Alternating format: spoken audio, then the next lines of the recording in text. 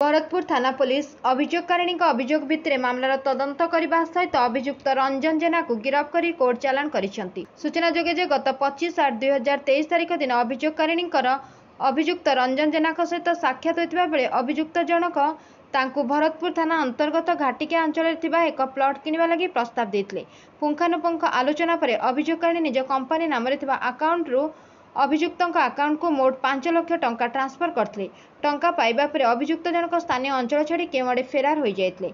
पर से गत 5/10/2023 तारिख दिन अभियोगकारिणी को साक्षात कर एक चुक्ति प्रस्तुत कर सहित उक्त प्लट को तांका नाम रेजिस्ट्रेशन करें बोली अक्षमता प्रकाश करथिबा बेले नैथिबा टंका फेराइबा लगे एक चेक मध्य तांको देइतले एवं परे से पुनर्बार स्थानीय अंचल फेरार हो जाते। आकाउंट रे टंका नथिबा कारणरू अभियुक्त जनक देइथिबा चेक टी बाउंस हो जाइतला। फल अभियोगकारिणी अन्य किछि उपाय न पाई शेष में थाना एक लिखित अभियोग करते। घटनार अभियोग पर पुलिस मामलार तदंत करने सहित अभियुक्त रंजन जेना को गिरफ्त करते। पचराउचरा बेले रंजन जेना निजर दोष स्वीकार करते। वर्तमान मामलार अधिक तदंत चालू रही। Bureau report 51 news agency.